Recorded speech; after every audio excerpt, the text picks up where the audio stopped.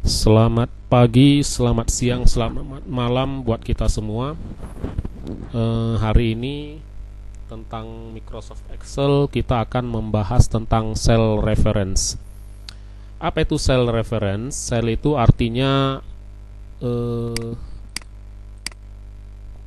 kolom dengan baris, ya, seperti ini. Misalnya saya letakkan kursor saya di sini, berarti ini adalah kolom G dengan baris 4. Berarti ini adalah sel G4.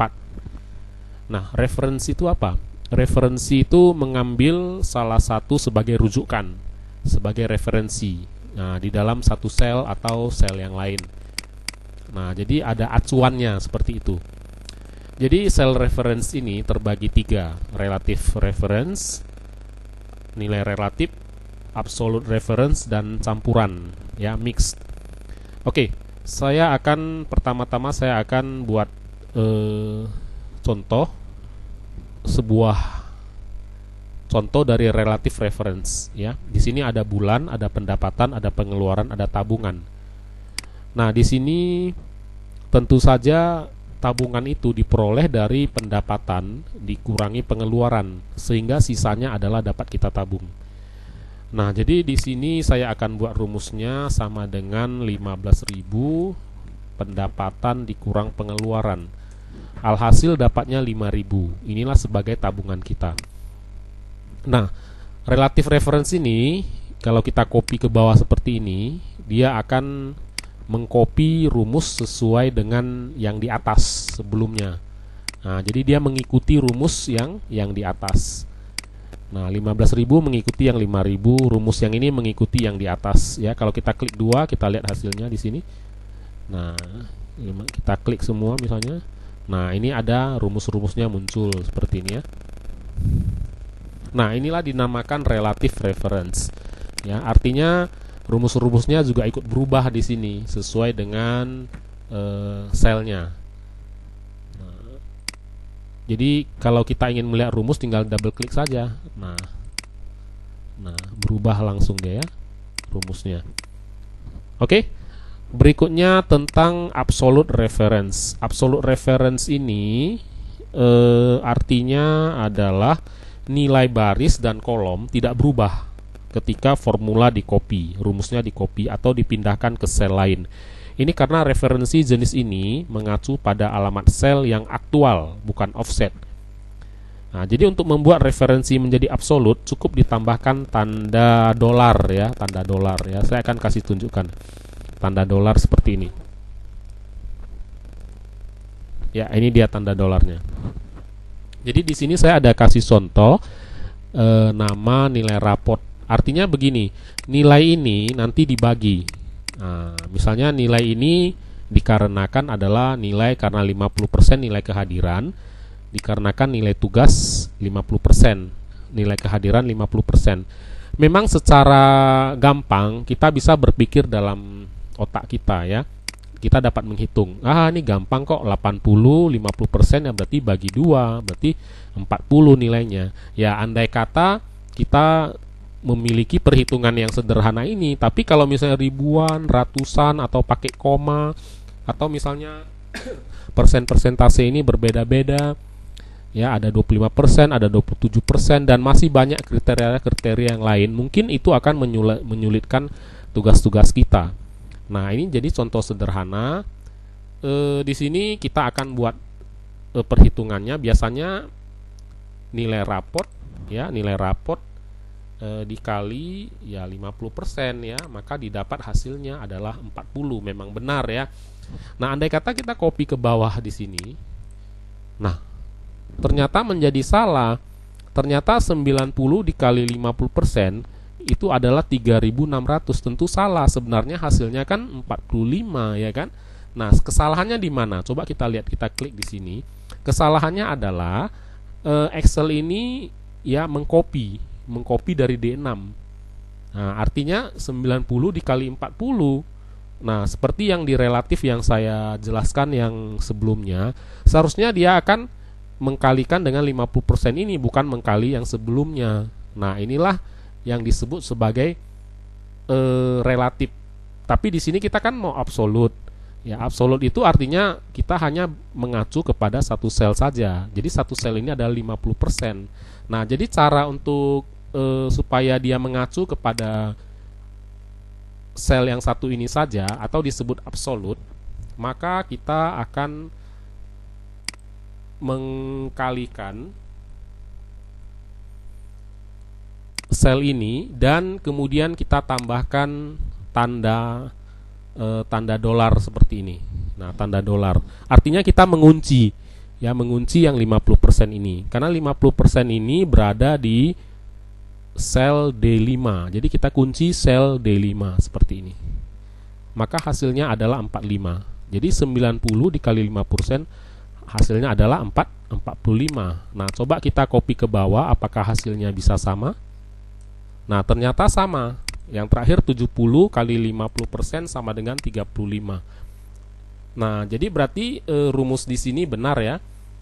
Nah, jadi kita sudah melakukan penguncian dengan berhasil ya. Dan untuk yang nilai tugas 50% ini, ya boleh kita ganti misalnya. Kita ganti dengan misalnya 10% ya, 10% ya, sama juga rumusnya seperti tadi, nilai rapot dikali dengan 10%, dan jangan lupa kita kunci dengan menandahkan tambah pagar. Nah, jadi 80% dikali 80 dikali 10%, maka dapatnya adalah 8. Nah, coba kita kopikan ke bawah. Nah, sama ya. Nah, sama.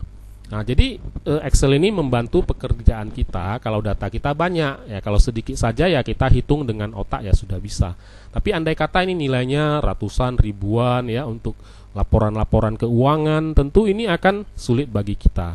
Nah, inilah yang dinamakan sebagai absolute reference. Nah, inilah ini kolom D5 ini dan E ini kita namanya kita absolutkan ya. Kita absolutkan dengan memberi tanda dolar seperti ini. Kemudian yang ketiga yang mau saya jelaskan adalah mixed reference. Mixed reference itu adalah reference campuran. Kenapa disebut campuran? Karena salah satu dari alamat sel, kolom atau baris adalah relatif dan yang satunya adalah absolut. Ya kan? Nah, biasanya seperti ini, 100 dikali 1 kita dapat 100 ya kan? 200 kali 1 200 ya. Nah, kita akan coba mengalihkan barang. Andai kata ini adalah kuantitas dari barang. Ini adalah harga barang. Tentu ketika saya membeli satu buah barang dengan harga Rp 100, maka saya akan mengeluarkan uang 100. Kalau saya membeli dua barang, kuantitinya 2, maka saya akan mengeluarkan 200. Oke. Jadi kita langsung saja kita buat rumusnya. Kuantiti barang dikali harga barang sama dengan 100. Ya memang benar ya. Nah, coba kita drag ke bawah.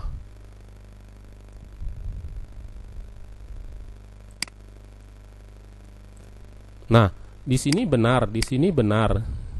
2 kali 100 200, 3 kali 100 sudah salah di sini. Sesungguhnya di sini kan 300. Sesungguhnya di sini 4 kali 100 kan 400. Sesungguhnya di sini 5 kali 100 kan 500. Nah, ini kan sudah ngawur, sudah salah. Nah, kenapa salah? Karena dia mengikuti yang di atas. Jadi ini rumusnya, ini caranya adalah kita akan menguncinya. Nah, menguncinya ini dengan cara ini kan B5 ya. B5 ini tidak perlu ini C4 ini yang perlu kita kunci ya. Nah, sedangkan yang B5 ini dari sampai B9 ini tidak perlu kita kunci karena ini saja yang tetap. Yang ini kan tidak tetap, ini kan bebas, bisa 1, bisa 2, bisa 3, bisa 4, bisa 5. Nah, jadi yang di sini kita kunci ini adalah yang C4 ini. Kita beli tanda dolar seperti ini. Oke, dan kita lihat hasilnya. Nah, sudah benar ya. 5 kali 100 500, 4 kali 4 kali 100, 400 dan lain-lain ya. Nah, sekarang kita akan mengkalikan yang kedua. Kita coba copy paste rumus ini ke sini. Dan ternyata kita lihat hasilnya 200 kali 1 10.000. Nah, ini kan salah ya. Sebenarnya 200 kali 1 kan 200, 300 kali 1 300. Nah, salah. Ini sampai 1 juta, tengok. Sampai 100 juta. Nah, sampai 10 juta. Nah, ini sudah salah ya. Nah, jadi caranya adalah kita akan balik kembali ya. Nah, caranya adalah kita akan mengalihkan yang ini, kolom ini, kuantitas ini dikalikan dengan yang di sini. Nah, jadi yang B5 ini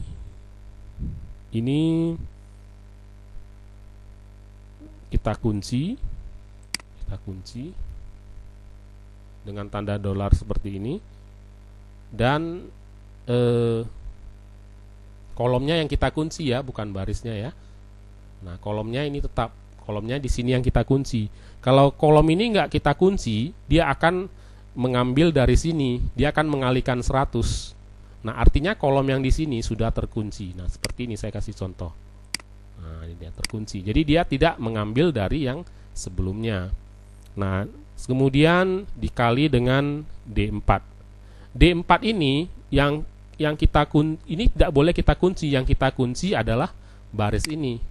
Nah, kenapa kita kunci baris ini? Agar dia tidak menghitung yang sebelumnya. Nah, kalau dia yang menghitung yang sebelumnya, dia akan menghitung yang inilah, yang 100, yang 200 dan sebelumnya ini. Jadi yang di sini yang kita kunci kolom B, yang di sini kita kunci yang kolom 4, baris keempat, sorry ya, baris keempat. Nah, baris 4 kita kunci, kolom B kita kunci. Nah, ini kan sependek, andai kata banyak sekali data-data tentu akan membantu kita ya. Oke, kita kunci baris, kita kunci dengan tanda dolar seperti ini. Nah, kita lihat di sini yang terkunci ini adalah kolom B dan baris keempat. Nah, D dan 5 tidak terkunci. Nah, kenapa B dan 5 tidak terkunci? Ya, karena ini 5 ini termasuk baris yang lain lagi ya. Nah, ini kan sudah tidak termasuk. Dan yang D ini juga tidak kita kunci ya, karena ini sudah tidak termasuk lagi. Jadi yang menjadi acuan ini yang tadi. Nah, yang saya tunjukkan tadi, yang saya saya terangi tadi di sini ya. Oke. Setelah itu kita kunci, ini namanya penguncian campuran. Kita lihat tidak semua dikunci di sini. Nah, ada kolom yang dikunci, ada baris yang dikunci. Nah, hasilnya ada 200. Ya kan? Coba kita perpanjang ke samping. Ya, benar ya. 200 kali 1, 300 kali 1, 400 kali 1, 500 kali 1, 500 ya. Coba kita copy ke bawah seperti ini. Langsung saja ya, langsung saja kita copy semuanya. Nah, di sini kita lihat, kita ambil satu contoh, misalnya 5 kali 400. Nah, 2000, benar ya? Nah, kita lihat 500 dikali dengan 500, hasilnya adalah 2500 seperti ini. Nah, berarti rumus kita berhasil, rumus kita benar ya. Nah, inilah, saya ulangi lagi, inilah yang kita kunci tadi. Baris keempat dan kolom B. Nah, sehingga rumusnya di sini B dikunci, baris 4 dikunci. Nah, kita lihat rumusnya di sini. Nah, ini rumusnya ya. Oke, demikianlah dengan ketiga cell reference ini, semoga bermanfaat bagi kita semua. Dan apabila ada pertanyaan, silakan ajukan di kolom komentar di bawah ini atau di Classroom Anda, di kolom komentar di Classroom Anda. Sampai jumpa.